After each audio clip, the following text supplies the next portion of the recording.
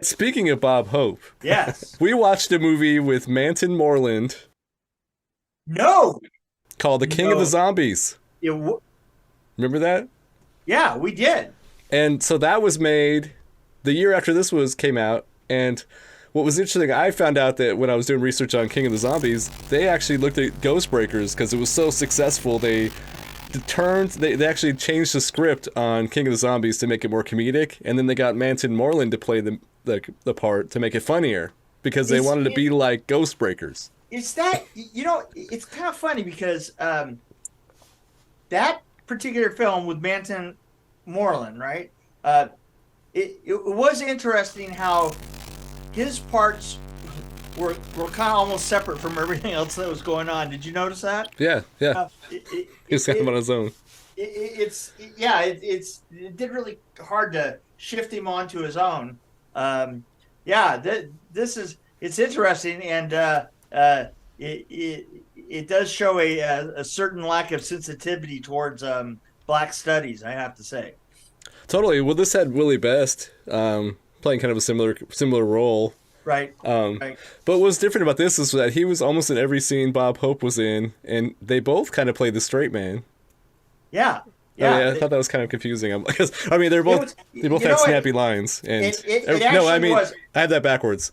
They had everybody else playing the straight man. Right, they right. were And they were the funny guys.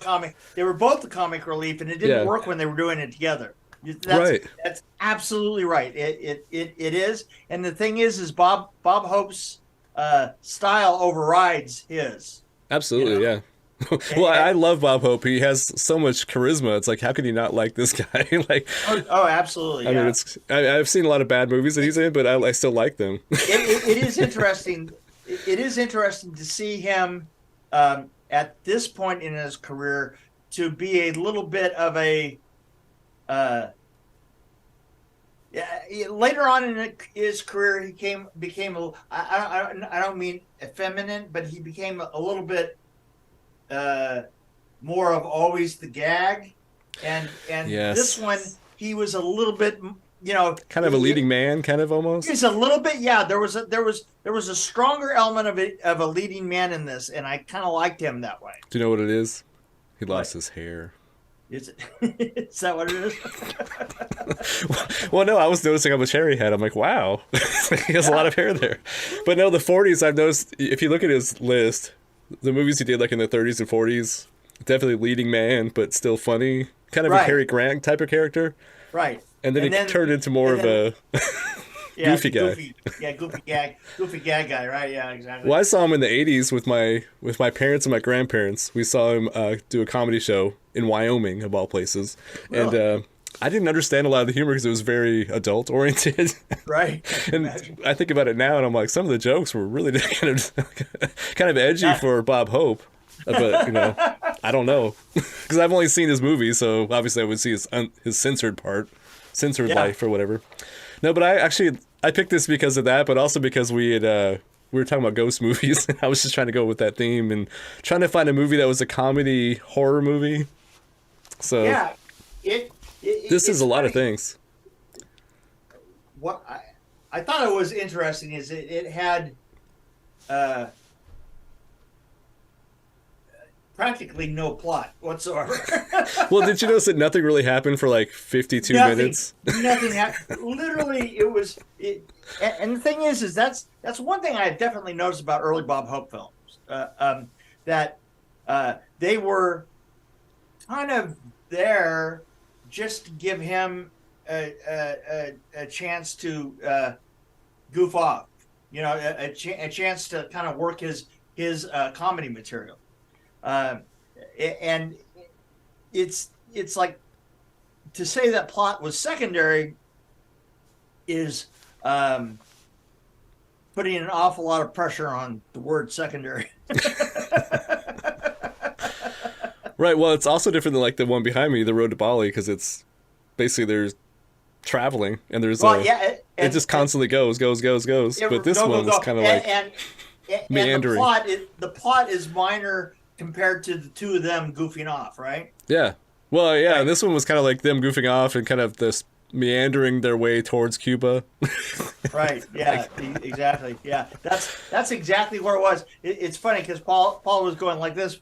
Paul was, because I was really late getting to see this movie, right?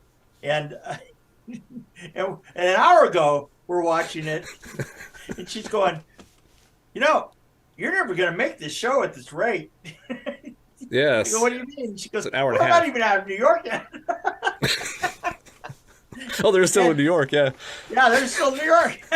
Oh, did you notice that New York was the only place that you saw rain and like a thunderstorm? Like, wouldn't you expect it to be like in Cuba? Pretty interesting. Yeah, that was interesting. I thought, wow, that's so. They turned that, and you know what? They turned that around in the other movie. Yeah. Well, I like some of the jokes, like just throwaway lines, like the guy at the door. She's like something about murder, and he was like, "How did you know?" And then the crack about Democrats, which obviously. Oh yeah, what was that all about? Well, back then wasn't Hollywood pretty conservative in the 40s? So yes, Hollywood is fake conservative. Well, there you go. Yeah, no, it was very fake conservative. Yeah. But yeah, I thought actually once I got to Cuba, the last 30 minutes of it, that was the part I enjoyed the most, I think. Yeah, it's so true. I mean, the sort of fake bad guy here, bad guy there on the boat, and bad guy in the in New York and stuff, and on the rooms and stuff, and it was it didn't add anything to the plot at all, and it was basically just to open up for them to do some jokes back and forth. Well, the zombie parts were cool. Like, hey, zombie, you still there? It's a good-looking zombie, though, right? Yeah, awesome zombie. I mean, really good-looking zombie, boy. And he was, that was Noble Johnson playing the zombie. I've heard of Noble Johnson before. Yeah.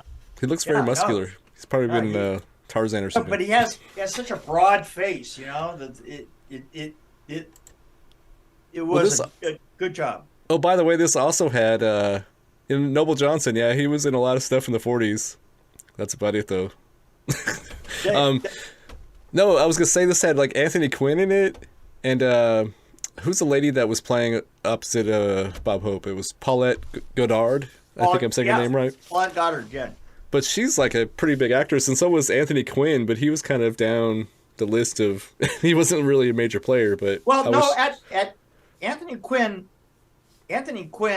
was in almost every 30s and 40s film somewhere. He was in a lot of movies. I know that. Yeah. But he always did like small gangster roles.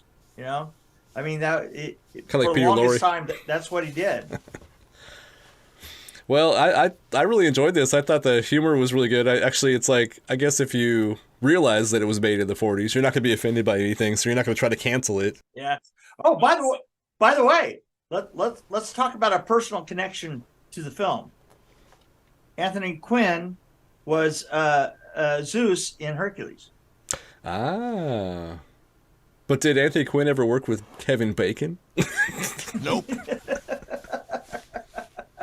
I bet you he has. Nope. He probably has. It never happened. Nope. So it's like 2 steps. Yeah, there you go. But I like to have a connection to a film that we're watching, if at all possible. Yeah, so I mean, I guess I'm once removed because I worked with you on Vengeance. So. There you go. See how easy it is. It's such an easy game to play. There you go.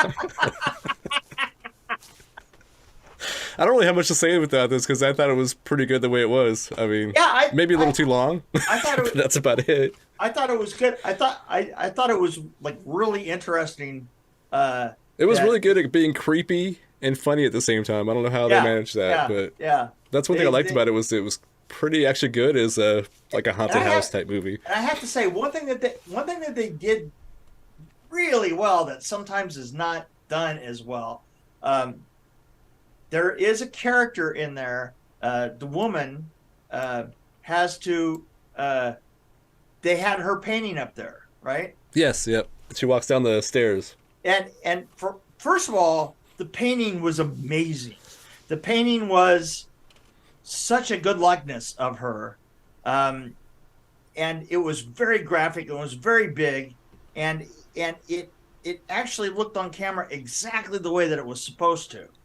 And then you knew that painting was her parents or whatever, her mother or whatever, or her great grandmother or whatever. But then when she came wearing the same dress down the stairs, Yes. it was actually a pretty stunning.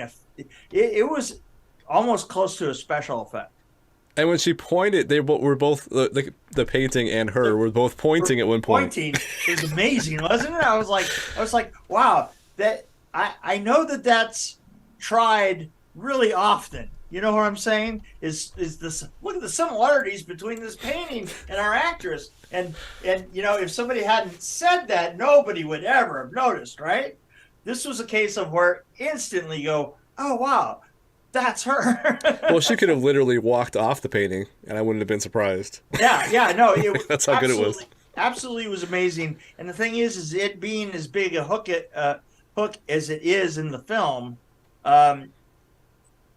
they did a good job of that. I know, being a production designer, that would have driven me crazy. It would have been a very difficult task to do. What about some of the ghost scenes? Yeah, the ghost. I really actually kind of thought those were well done, even kind of dated technology, but I liked it. Well, I was going to say, haunted castle, right? Yeah. The old dark house, was that? Yeah. No, I was going to say Disneyland, right? Oh, Disneyland, yeah. Oh, absolutely. Absolutely. As soon as I saw that, I was like, oh, well, that's absolutely the Disney technology that they use, right? The same exact stuff.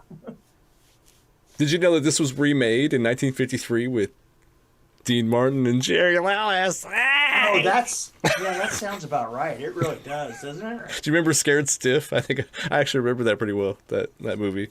Scared but I'm Stiff? a Jerry Lewis fan, so of course I've watched all the movies. But yeah, no, but Scared Stiff, yeah, and I don't think it shined as much as this did.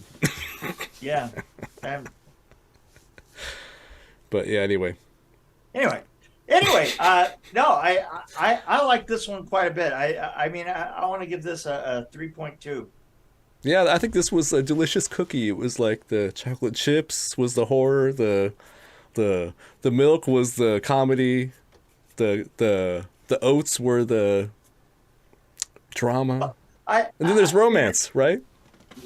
I mean, basically, it was a Bob Hope thing. Actually, Bob Hope. One thing I love about him, like you said, his earlier movies, he had this. Well, he has this charm already, but he was good at pulling off the ladies' man, like where he was dancing with her and charming her and stuff. Yeah. And then he turns around, turning into this goofball, like 2 seconds later, you know, like making these witty comments. And so that's why that he can pull them off. And the thing is when he was young like that, he could pull them both off easily. Yeah. But anyway, so yeah, actually, I really enjoyed it. I'm going to watch more. In fact, I saw another one pop up that I want to watch from 1939. But he did so many of The Cat and the Canary. I haven't seen that one. Didn't we see the one? Let's see, where he's I don't know if we've done it. Actually, I can't remember if we've done any Bob Hope. I was trying to remember. Didn't we do? I thought that we did do one of them. I have to remember. Anyway, I'd have to look through our list. Yeah. Oh, which, by the way, I think this pissed you off when I texted you this, but I was like, hey, there's a guy on YouTube, and he's posting videos, movies. Actually, it's supposed to be backwards movie trailers, but he's posting full movies in reverse, and I don't know why. What is that all about? And he's killing us on the views and the subscribers. How is that possible? I'm not kidding. And you know what? The thing is I thought, oh, here it is, and I didn't see the reverse thing on it. And I started it up. I was like, "What the hell am I looking at?" You know, and Paul's back there going, "Are you doing a foreign film?" I said, "I didn't think so." Well, it almost makes sense to do trailers because I guess you're watching people run backwards. Like, it's kind of funny for like a minute, maybe, but a whole movie, I don't understand. But I looked at he has like Anyway, I don't want to promote the guy, but he has tons of subscribers, or whoever they are. Maybe it's a group of people. Why? What is it that you're getting from that? I don't know. Are there people out there living their lives backwards that we don't know about? Maybe there's an alien race that actually speaks English backwards. I suppose. Democrats, right? If you're in 1940, yes, they'd be Democrats. No, there was also some sexy kind of stuff that wouldn't be pulled off in this day of age. So I was like, yeah, if you're canceling stuff, don't watch this movie. If you're prone to cancel things, because we don't need to cancel Bob Hope. Yeah. He's fine the way he is. Yeah, he is. So leave him there in the 40s and 50s, 60s. And remember what the times were for. Well, that's the thing you have to remember. That's the thing you have to remember when you watch movies. You have to remember what time it was made. Oh yeah, absolutely. And what was happening in the world and stuff. So people were liking stupid comedies during the war, obviously. Apparently. I don't know why haunted house movies were big in the 40s, but they were crazy popular everywhere. Absolutely, I don't understand it. I would think comedy would be more of an escape. I think that there were more haunted houses in movies than there were real haunted houses. That and what, pirate movies, right? Or did Pirates come out in the 50s? Was that later? Pirates were 50s, yeah. Yeah. Yeah. Anyway, by the way, speaking of pirates, Sci-Fi was 50s. Sci-Fi, yes. Sci-Fi didn't hit until 50s. I mean, you had a few little here and a little there. Yeah. Well, you had the Trip to the Moon. Yeah. Oh, yeah. Méliès. Yeah. And Metropolis, one of my favorites. Yeah. Anyway, I'm just rambling now, so I should probably hang up. Enough of this crap. Okay, Oh, I didn't rate it. You gave it 3.2? Yeah. See, I don't like this. We're starting to agree on things, so this is a problem. Starting. We need to go back and watch Teen Wolf 2 or something, so that way we disagree. Yeah, okay. It just shows that we're both intelligent people. Sure. Especially that we both hate everything everywhere all at once.